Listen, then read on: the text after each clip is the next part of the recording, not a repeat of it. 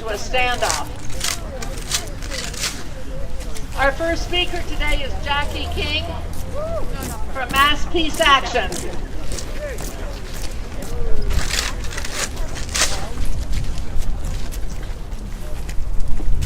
Good afternoon, everybody. I'm from Mass Peace Action.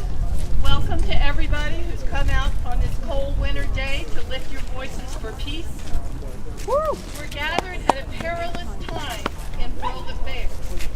The Ukraine crisis has the potential to spin out of control.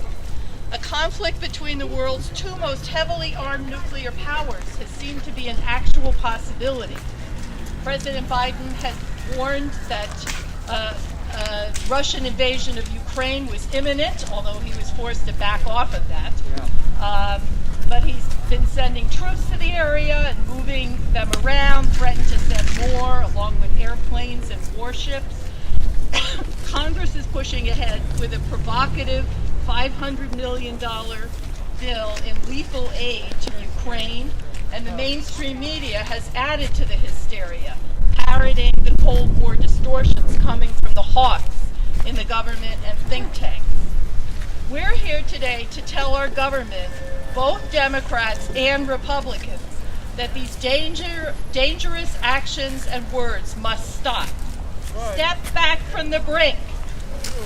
Instead of ratcheting up the tensions, the U.S. should de-escalate and pursue a path of vigorous and sincere diplomacy. The U.S. has just managed to extract itself from a 20-year war in Afghanistan. Does our government seriously want to embark on another war? Since 2001, our interventions in Afghanistan, Iraq, Syria, and Pakistan have cost thousands of U.S. lives, hundreds of thousands of lives in those countries, and $6.4 trillion. These are precious taxpayer dollars that could have been used to beef up our healthcare system during a pandemic, or relieve student debt, or lift children out of poverty, guarantee green manufacturing jobs, and instead they've gone to war. While the U.S. is demonizing Russia for having troops near the border of Ukraine, we should ask ourselves, who's threatening whom here? In 1990, officials in the George H.W. Bush administration promised that NATO would not move 1 inch further east if Russia agreed to German reunification. That promise has been broken repeatedly as NATO moves ever further east, incorporating 14 new countries until it encircles Russia and pushes up against its borders. NATO missiles on Ukraine's eastern border would be minutes away from major Russian cities. Think of how the U.S. would feel if Canada or Mexico were roped into a military alliance with Russia. All we need to do is remember the Cuban Missile Crisis. We're calling for de-escalation, for no expansion of NATO, for active diplomacy based on the Minsk II Accords, which would allow for a federated Ukraine with rights guaranteed for the Russian minority in Ukraine. There is no military solution out of this crisis. Call your representatives and senators and tell them no war with Russia, no NATO expansion. Thank you. Thank you very much. No nukes, no war. Hands off of Ukraine. No nukes, no war. Hands off of Ukraine. No nukes, no war. Hands off of Ukraine. No nukes, no war. Hands off of Ukraine. Our next speaker is Charlie from the United Against War and Militarism. Hi everyone. It's really great to see people standing out here opposing this recent escalation of tensions with Russia and attempts to start a new conflict in the Ukraine on the part of the United States and the Russian imperialist governments. We've seen, it's really important that people are standing out here right now because we've seen over the past 4 or 5 years the big major media outlets in this country pushing this idea that Russia is really the enemy, threatening our democracy from the inside, that there's this whole collusion campaign with Trump. But a whole investigation was done and it turned up nothing. The media outlets lied. They were whipping up this sentiment because they want to have Russia. Now they're saying the same thing, that democracy is under threat in Ukraine and that we have to send more and more troops over there to supposedly protect democracy. But this was never about democracy, not here in the United States, nor in the Ukraine. What this is about is geopolitics and profit on both sides. This democracy narrative is nothing but a window dressing to cover up the real interests of the oligarchs in the United States and in Russia over Ukraine, because they both have their geopolitical interests that they're actually going after. But we as the people of the United States, the people of Russia, the people of Ukraine, have to stand up against this global chess game that the big powers are playing globally, but especially tense right now in Ukraine as they send thousands of troops. We hear a lot in the U.S. media about the hundreds of thousands of troops that Russia is bringing to the border of Ukraine. But what's left out are the hundreds of thousands of troops that NATO already has in Poland, in Germany, in Romania, and other countries. What's happening is a massive buildup of tensions and armaments, a massive arms race, and a massive game of brinksmanship that these two powers are playing. And as was just said, this is incredibly dangerous because these two countries are the most heavily armed nuclear powers in the world today. So a conflict between them doesn't just mean millions of Ukrainians die, which is already a crime against humanity, but it would mean that millions of people around the world will face destruction and poverty and suffering. So we have to stand up against a war with Russia. We have to stand up against these imperialist wars that our country is supposedly carrying out in our name.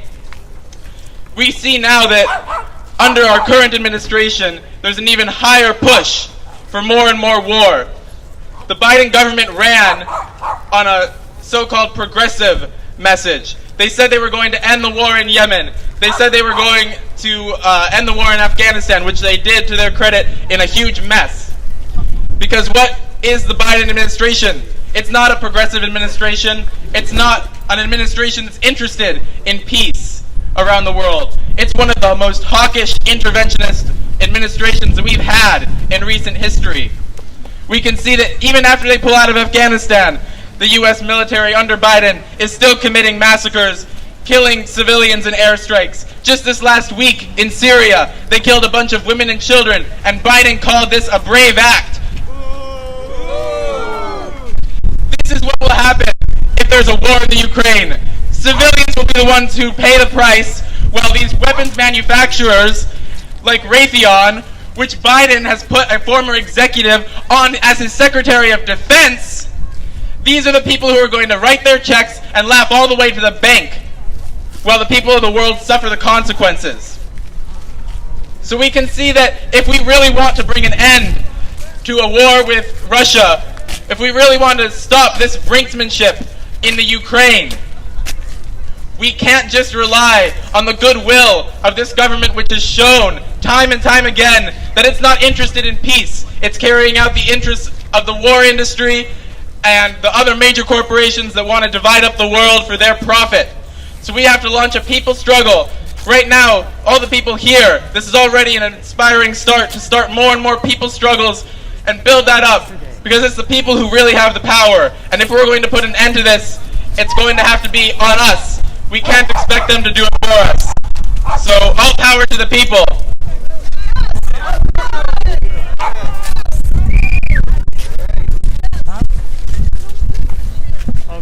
Let's hear it again for Chance. It is going to come down to us. Now, my name is Brian Garvey. I'm with Massachusetts Peace Action, and I just want to thank you all for coming out on such short notice in the cold, chipping that ice off your car to get out here, because you know that this is important. And you need to stand up and you need to make a demand. Now, people want to paint this as an incredibly complex situation, but actually our demands are simple. And I'll read them out for you. One thing that I agree with, the Biden administration. Joe Biden said a war with Russia would be a catastrophe. So I have an answer to the Biden administration. Let's not have a war with Russia. How about that? So here are our demands. No war with Russia. That's right. No new troops or weapons to Eastern Europe. More weapons will not solve this situation. No to new nuclear weapons. No. Take the money from the military and bring it home. Invest in healthcare, education, green infrastructure, and housing for all right here in the United States of America. These demands are not complicated. There is a diplomatic solution to this crisis, and it does not involve more bombs, more troops, and more guns. It's simple. Now, I want to bring up our next speaker. He is an expert. He's been helping out with the framing, and he is the president of the Campaign for Peace, Disarmament, and Common Security, all things that we could use right now. Give it up for Joseph Gerson. Thank you, Brian. The other day I was on a call with Brian and a couple of members of Senator Markey's staff, trying to talk some sense to them. And when we told them that there was going to be a demonstration on Saturday, a rally, you could just feel their sense of interest picking up. The sense that it wasn't just a couple people lobbying, but people willing to come out, and there's a bit of a movement here. So that was really great. I think we need to understand that this is a crisis that didn't need to happen. That in many ways it's been driven by Biden and Blinken and Newland. And the people in Europe, the people in Ukraine have understood that, not so nice to have 100,000 to 130,000 troops around the border, but the sense that it was most unlikely that Russia would invade. We were on a call, we had a webinar the other day, and Richard Sakwa from Kent University was saying, look, this is the result of 30 years of building crisis, 30 years of the expansion of NATO, 30 years in which the United States really didn't care that Russia was feeling increasingly on the defensive, and Putin basically felt like he had to knock down the doors in order to get Washington's attention and to begin some negotiations. There's some background here. We tend to think that our government is always good, right? The whole thing about democracy, and we have this alliance with Saudi Arabia, among others, the war in Yemen. And the reality is that in the initial period after the Cold War, in the very early 1990s, something that most people forget now, there was a remarkable period of amity in Europe, excitement on the highest levels of the U.S. government that we were going to be able to be partners with Russia. Maybe Russia would even come in to NATO. But then in 1996, my former classmate Bill Clinton had this absolutely Meshuggah idea. He was going to expand NATO toward Russia's borders, in violation of what were at least understandings with the Russians, and totally oblivious to the reality that if you just project a little bit into the Russian experience, they've suffered massive invasions from the West under Napoleon, under the Kaiser, under Hitler, which took tens of millions of people lives. So, for them, it's not just an abstract exercise. They have a historic fear here. Maybe about 2 years ago or so, we had a couple Russian dissidents that we were touring here speaking, and they stayed in my house. And it was remarkable. On May 9th, they came down, and the first thing they did was to kind of, do high fives, kind of celebrating the end of the war with Hitler, the end of the defeat of the Nazis. It's that deep in Russian history and culture. I think we need to understand that we're dealing with not only with one crisis, but three. And in the diplomatic process that we hope will come forward, they all have to be addressed. We want to think about the poor Ukrainians. The Ukrainians are divided. The big struggle has been going on for some time in terms of what Ukraine is and what it's going to be. Then you've got the Russian-Ukraine crisis. We won't go into that history, but it's deep and complex. And then you've got the competition between the great powers over influence in Europe. Just a couple more pieces. I know I can't speak forever here. But just to understand the danger of the moment, I think we're fortunate that it has moved largely for the time being into a negotiating process. But at the same time, the military confrontations, the military buildup are going on. Just yesterday, U.S. and NATO airplanes intercepted Russian warplanes in international airspace. That's the kind of environment in which an accident can happen. And we're in a reality where an incident, an accident, a miscalculation can escalate beyond control, especially as the leaders, especially here with Biden and Blinken, are building a kind of war fever. So most important for us is to push back against that war fever, to remind people that diplomacy is possible. What are some of the things that can be done? Most important is to press for a moratorium on new NATO membership. It's absolutely absurd. Biden and Blinken have been saying we're willing to go ultimately to war for the principle that Ukraine and Georgia should be able to join NATO. When the French and the Germans have said, no, this isn't going to happen. This is an entirely artificial situation. Another part of the whole crisis here has been the nuclear buildup, the missile buildup in Europe by the United States and NATO. The Russians have reason to fear. We have missile defenses in Romania targeted against the Russians. At one level, the Russians fear that they could be part of a first strike approach to the United States, the nuclear first strike. But more, if you will, more likely is the fear that we could arm those missile defenses, not with missile defenses, but with nuclear-tipped cruise missiles. And this may be what tipped Putin to do his part of creating the crisis. So clearly, we have to move forward with arms control and disarmament negotiations, including no missile defenses, bringing back the INF Treaty. There's a whole lot of things that can be done diplomatically. And then I guess the other piece is to say that we had these profound agreements in 1990, 1996, 1997, and 1999 with the OSCE. People need to learn what the OSCE is, the Organization for Cooperative and Security in Europe. I mean, 34 governments came together with a commitment that no government is going to try to seek security at the expense of the others. And then, of course, with NATO's expansion, we smashed that. We need to go back and build negotiations on that. It's said that, Putin's demands that we go back to 1997 agreements are absurd. But if you look at this, 1997, the Russians didn't have any troops in Crimea. There are a number of ways in which the U.S. had advantages. I'll shut up here just to say that what's most important at this point, demonstrations are important. The fact that the news media is covering us will get the word out more widely. But most important is to talk to your friends and neighbors. Put in those calls send the emails this weekend.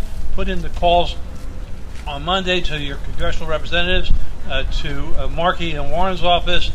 No war, de-escalate, no NATO expansion, negotiate, negotiate, negotiate. Thank you.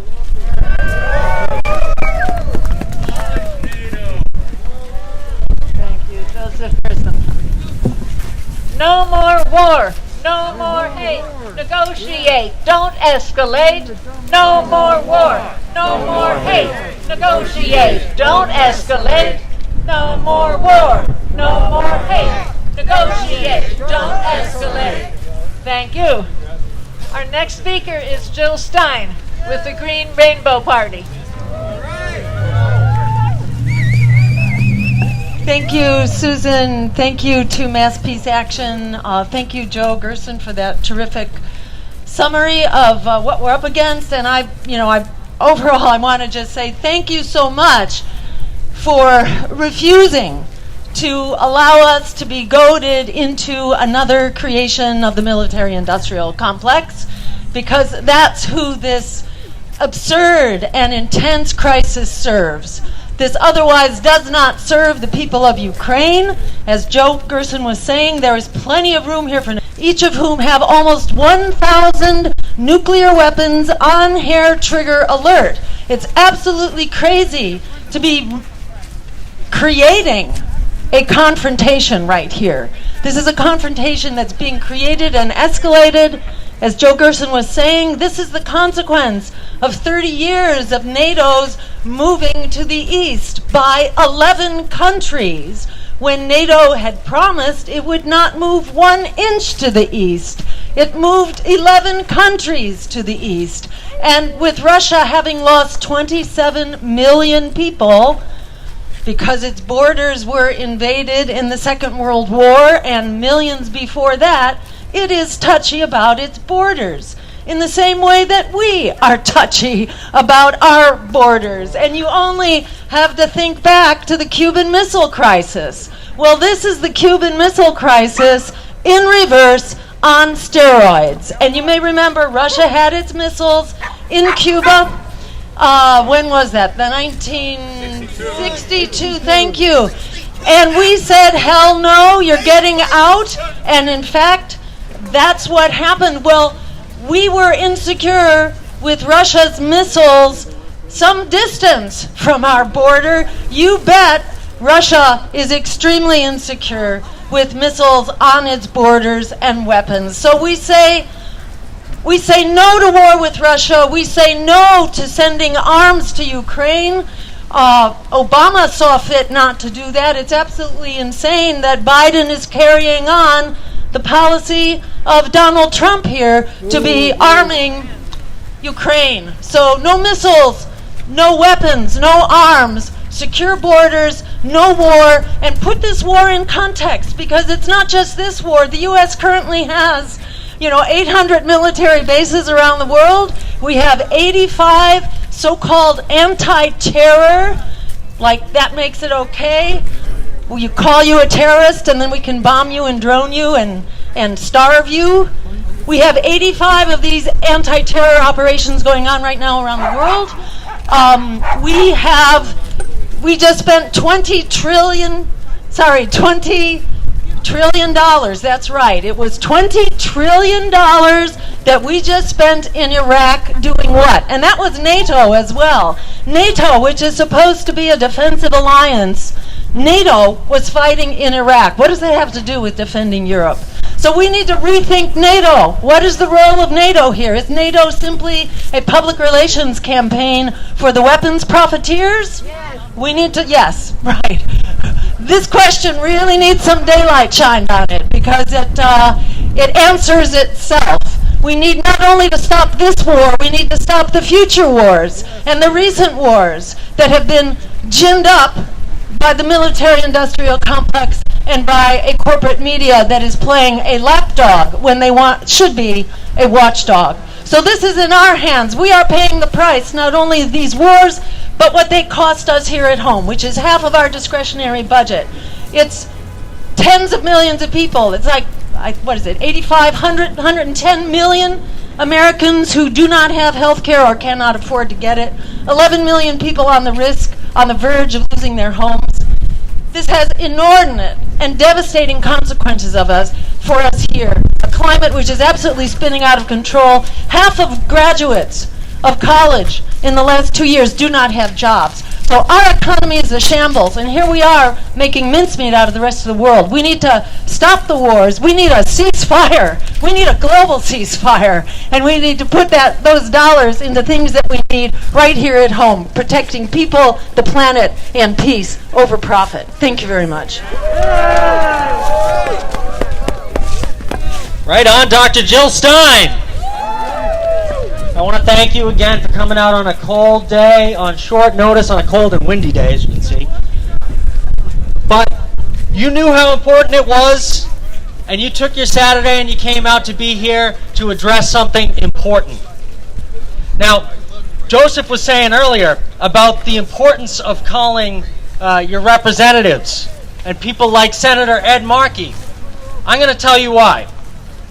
Right now in Congress, 4 out of 5 Democrats in the United States Senate are co-sponsoring a bill that would send $500 million in weapons to Ukraine. That's their response. 4 out of 5 Democratic senators recommend more weapons to end this crisis. And one of them is Senator Ed Markey. Yeah, it may come as a surprise, and I'll tell you, Massachusetts Peace Action endorsed Senator Ed Markey over his challenger, Joe Kennedy III. And I'll tell you why. For moments like this, we endorsed him so he would stand up against escalation in nuclear crisis, not so he could co-sponsor sending more weapons into the situation to try and solve the crisis. So I want you to do something that I know that you're all capable of. I want you to complain. So I'm going to read off the phone number for you, and I hope you can take out your phones and take this down. It's 202-224-3121. Ask to be connected to Senator Markey's office.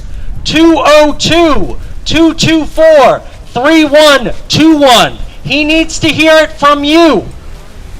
He ran as the peace candidate, and he's endorsing $500 million in weapons to be put into Ukraine. That is not what we want.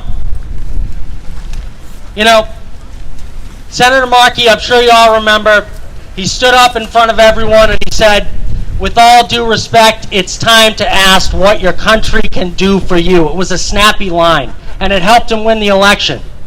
Well, I say to Ed Markey today, and so should you, with all due respect, what are you doing for us? You're supposed to be the leading voice on nuclear disarmament and peace in the United States Senate. Call him up. Demand that he get off this bill and that he make a statement against these weapon sales right now. All right, I'm going to bring up our next speaker. From the Boston Mayday Coalition, Antoine Castro Del Rio. Give it up!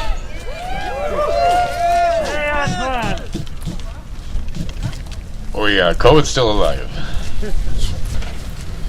Money for jobs and education, now for wars and deportation. Money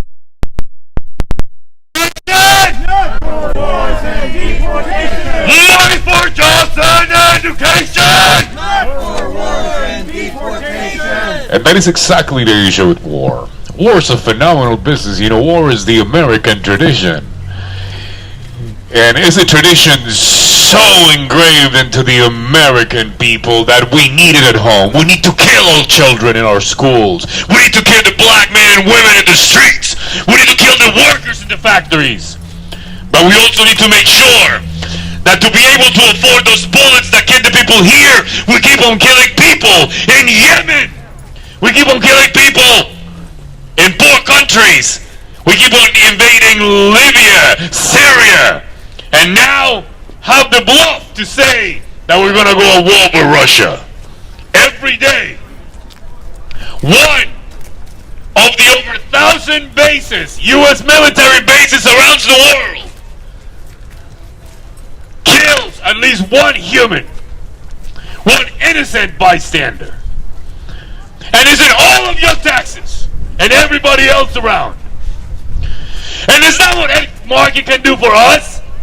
Is that what the Democrats or the Republicans can do? They haven't done anything. They are the ones that are making sure that the lobbyists who make money with this kind of actions would come into Congress and do what they have been doing for the past 200 years.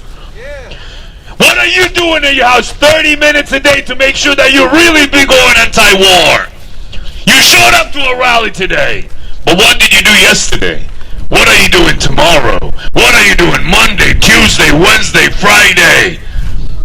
What is your uncle doing? What is your mom doing? Your wife, your children? Are you really organizing at home? Or are you coming here just to show up with a side? If you really want to end war, and as we said, calling you representatives, it's a call when, oh my God, is about to start with Russia. It's a call of every day saying, my taxes pay for you, and you shall make sure that we stay safe. So my invitation today is an invitation of anger. It's an invitation of desperation. Our comfort should be put in the line because Americans are the most comfortable humans in the planet. And this comfort of us being able to talk about war is the comfort workers in Yemen didn't get when they get bombed. The comfort Americans have to have microphones, have cell phones that record themselves and display the signs that were printed with ink that is imported from workers exploited in Asia. Those workers did not have the chance that I have to speak. If you are not taking this seriously, this rally is worthless. My invitation to you is, there is a fire inside of all of us. Use it to burn down the old version of this anti-war movement. We did this when it started in Iraq. We did this with Afghanistan. We did this when they killed Muammar Gaddafi in Libya. We did it when they came into Libya. How many times do we have to keep on doing it? Are we going to keep on doing it? Yes. But we keep on doing it because we have had a very ineffective anti-war movement. And this is a call to check on ourselves. We have not been able to make sure that we also eradicate the true problem that creates war, which is a patriarchal, racist, white supremacist system. Because all wars have been started by white men. And if we do not take that into account. Now, let me say this. Barack Obama continued the wars. He didn't start one. But what I'm saying is, it has been, well, Syria was not a war. That was an invasion. That's a discussion. You know, let's not go technical over here. What I'm saying is, this proves that we need to address the national question of making sure that this with Russia won't repeat itself later with China and won't repeat itself later with India. But also, let's remember the following. NATO, they ended that program and gave those funds to Elon Musk and to Jeff Bezos, who are the new developers of weapons. So every time you buy from Amazon, baby, your dollars are paying for the new nukes.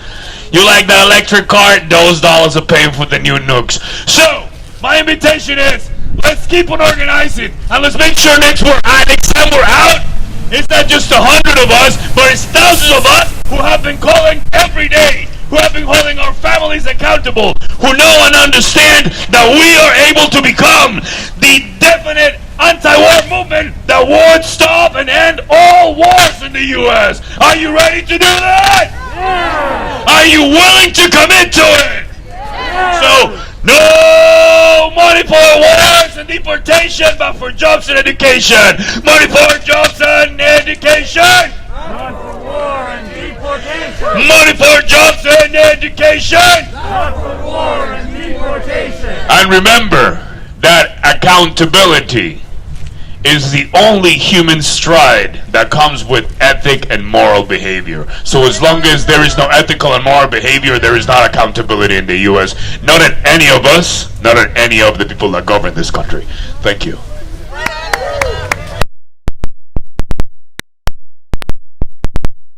A little spray, yes. By the way, remember, that's real. Get those vaccines to people that need them.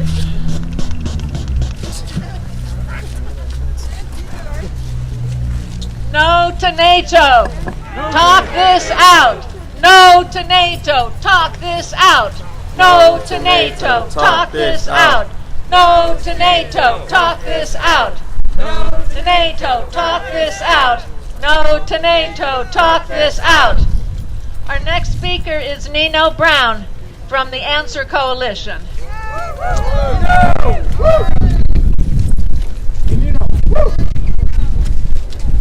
Peace, how y'all doing? Doing good. Good. Y'all fired up? Yeah. All right, peace. My name is Nino Brown. I'm an organizer with the,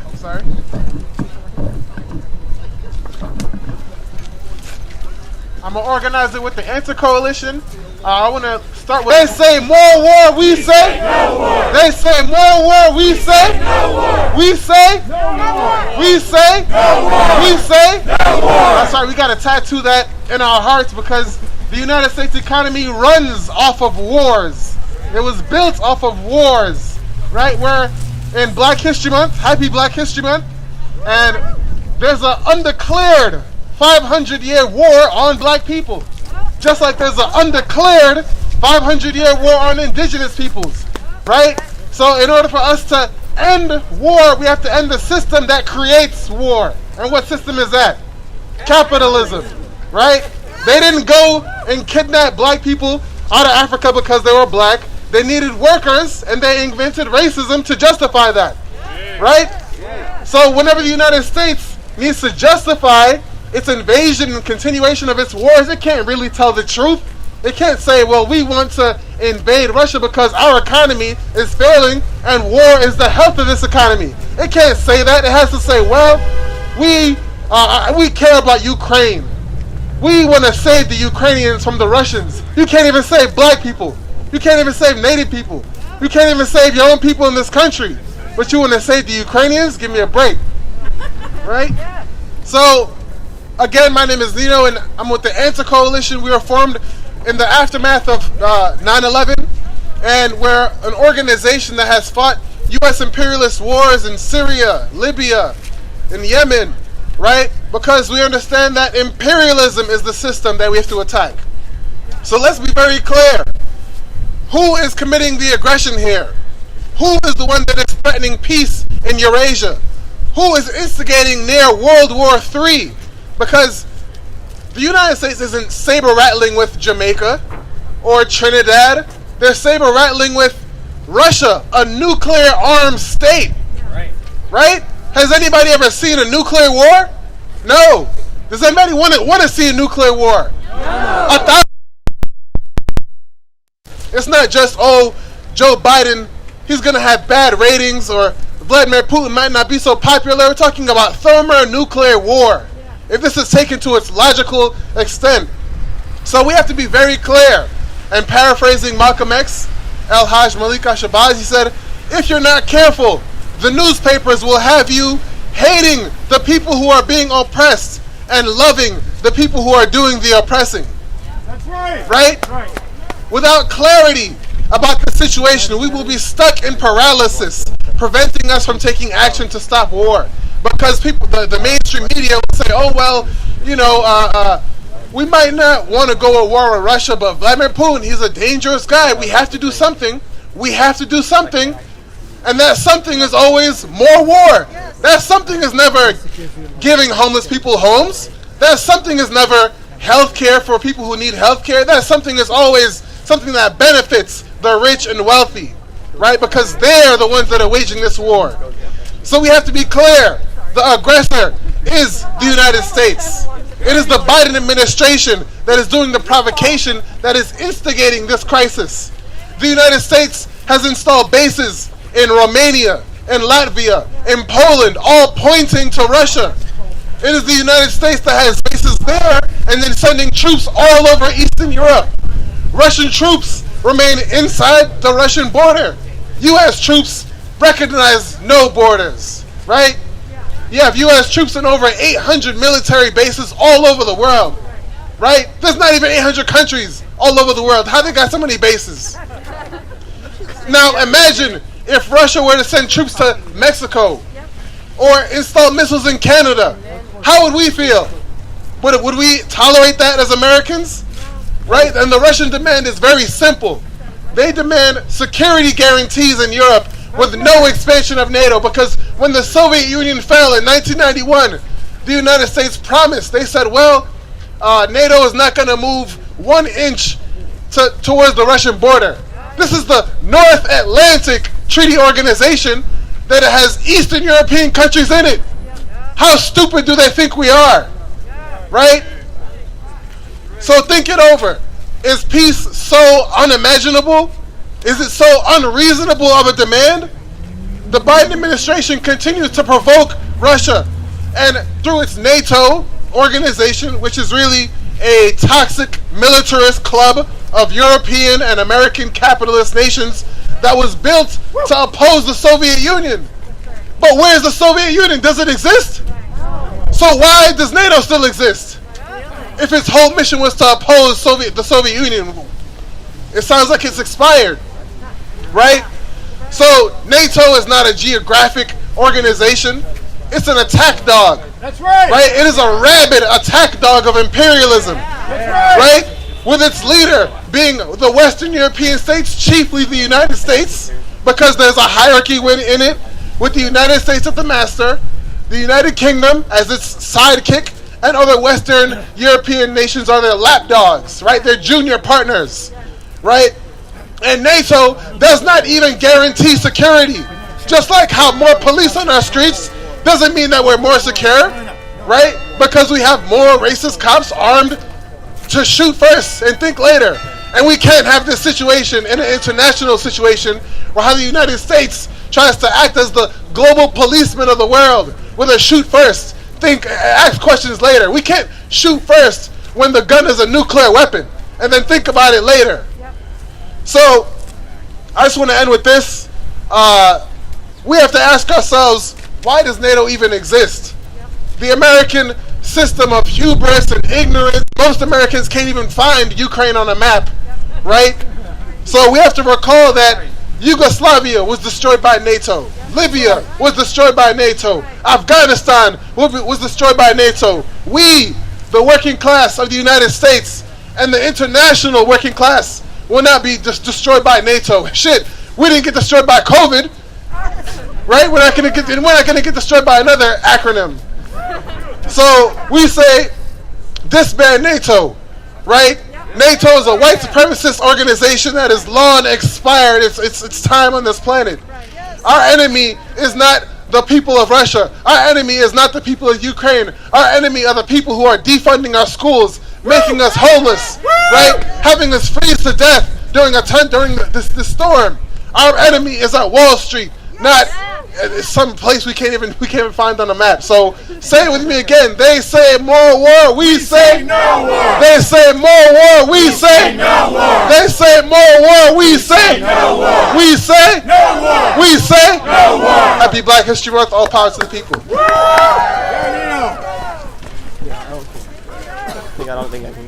Thank you, Nino. Our next speaker is with the Committee for Peace and Human Rights, our Saturday vigil here that's been going every Saturday for the last 20 plus years, John McLeod.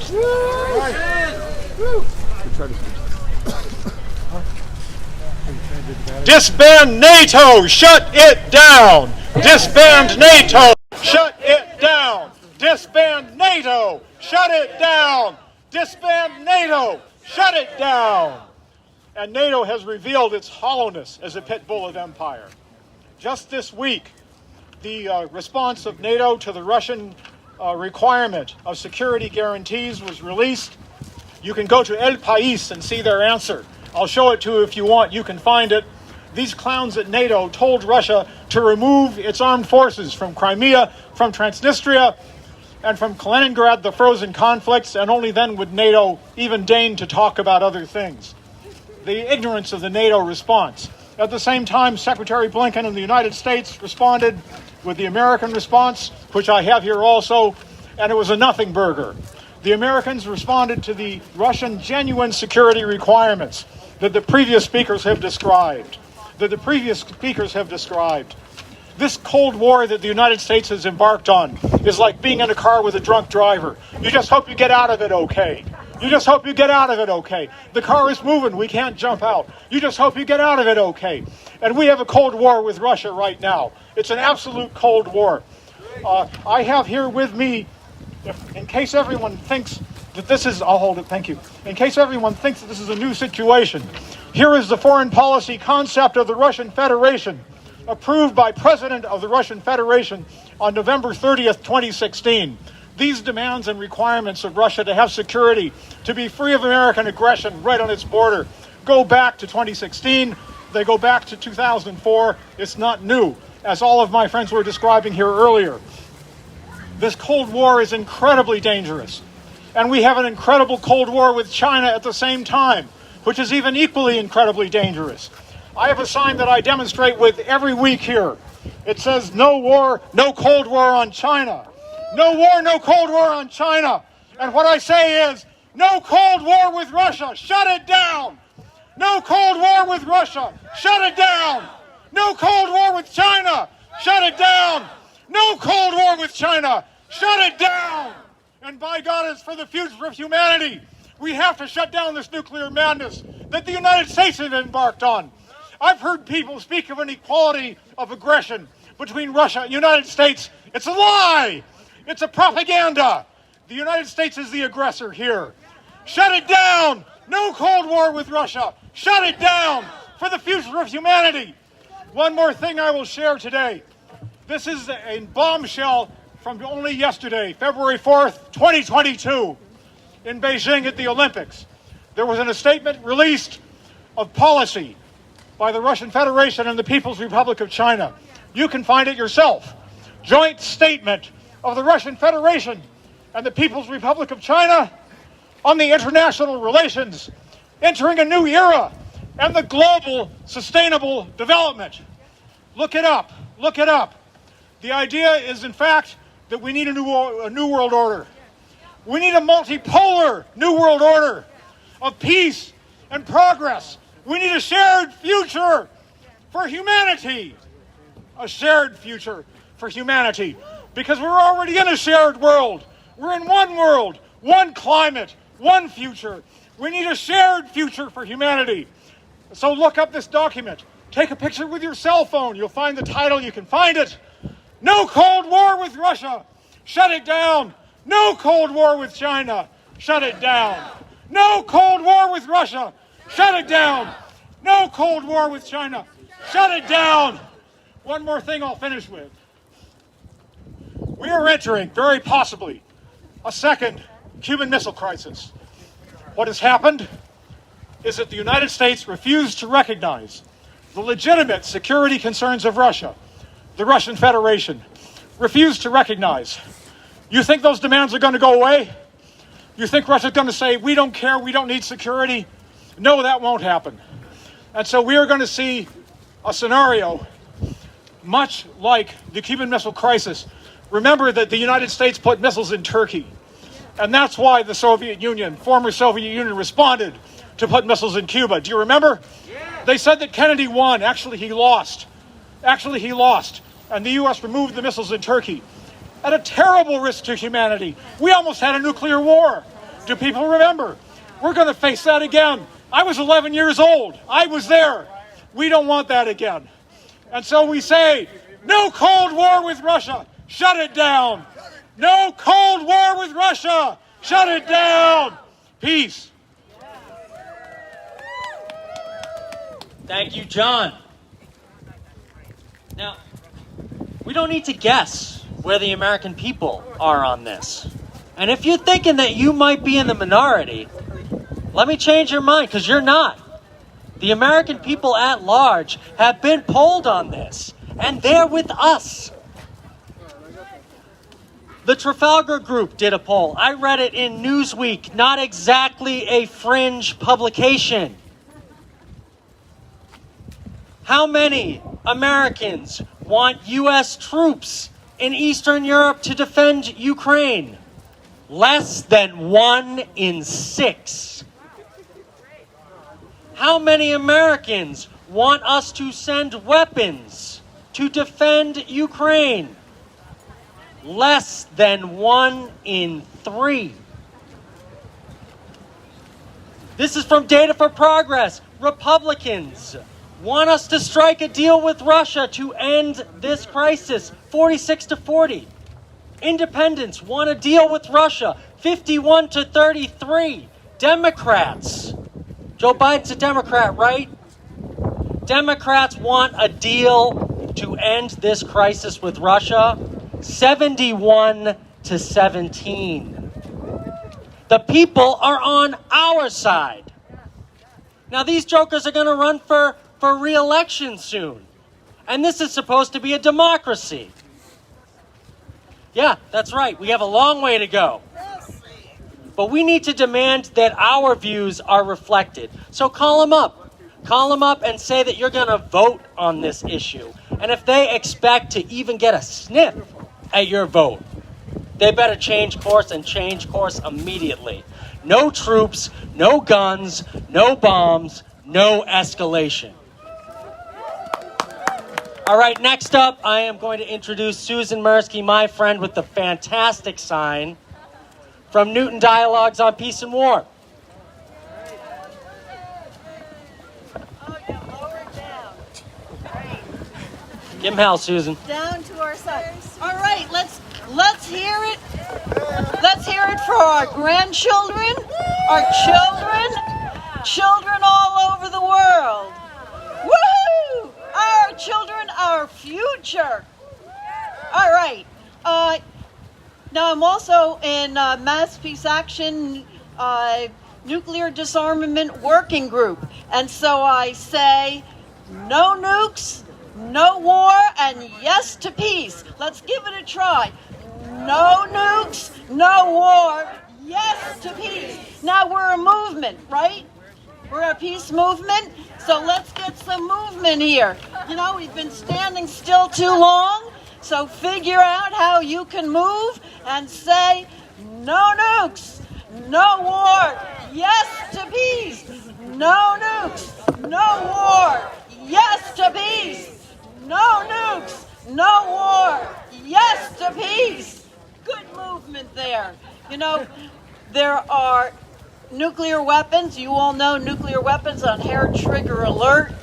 And we have these two white guys. I don't know if it is a white guy thing, but going against each other, seeing how big their armies are, what they can do, and it's a bad game. A dangerous, dangerous game that is being played to the detriment of our future. So let's hear it again. No nukes, no war, yes to peace. Thank you.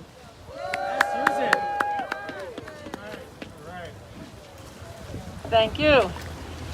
Our next speaker is Representative Mike Conley, representing my town, Somerville. All right. Well, good afternoon, everyone. I'm so honored to be here in solidarity with you. My name is State Rep Mike Conley.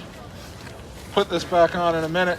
And I'll be really brief. I'm just here to stand in solidarity with you, to say no war with Russia, and to call on President Biden and to call on the United States to put diplomacy first. And I want to echo the words of our Congresswoman, Ayanna Pressley. Thank you. I want to echo the words of our Congresswoman, Ayanna Pressley, who has spoken out forcefully against this build-up to war. And I'm so honored and proud that we have a representative in Congress who is pushing back against militarism, against imperialism. And as a state representative up on Beacon Hill, it's incumbent upon all of us in elected office to stand with you, to stand with the peace movement, and to learn from the lessons of the past. We are now grappling with 20 plus years in Afghanistan and the awful toll that took. Why on earth would we rush to war now with Russia? So I simply just wanted to be here. I actually had other things going on midday today. I biked over from Cambridge just so I could stand in solidarity with all of you. So thank you, and let's continue to raise our voice. I'll put this down for the next person. There you go.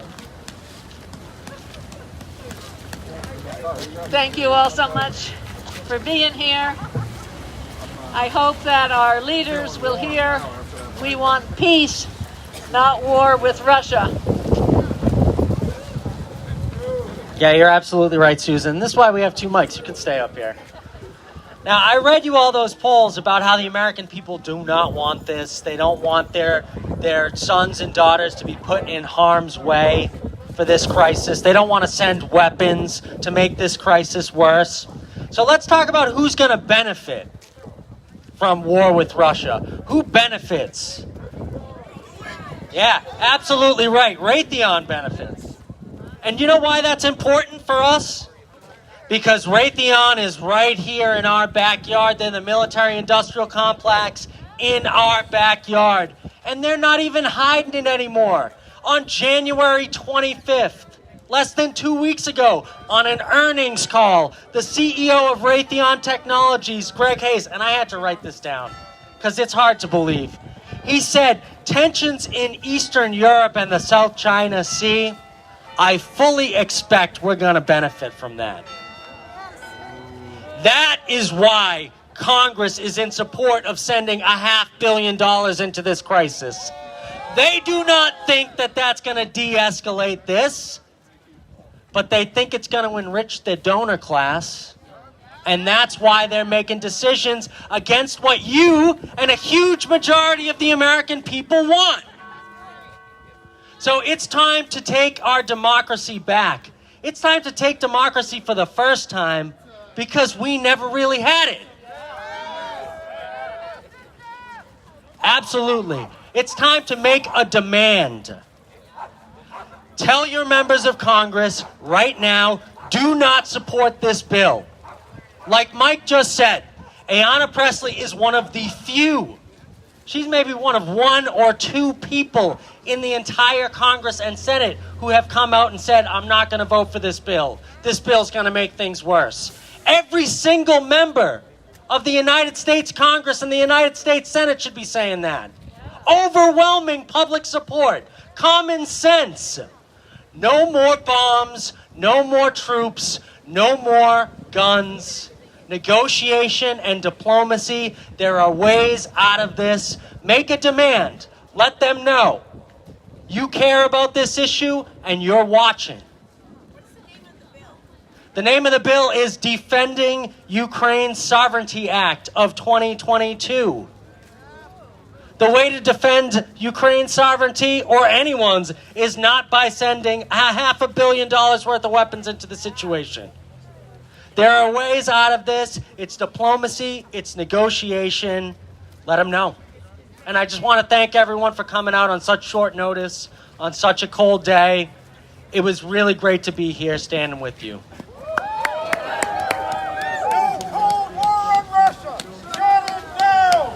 Yep. Hey, and I just got a very important note, and this speaks to what Antoine was saying earlier. This is not a one-off.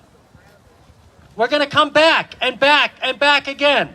On Valentine's Day, we're going to be at Downtown Crossing at 12 noon to address another international crisis, the pending famine in Afghanistan. We withdrew from Afghanistan, but we're still making war on those people because we have seized their assets, destroying their economy, and threatening to starve millions of people, the vast majority of them ordinary working people, women and children in Afghanistan.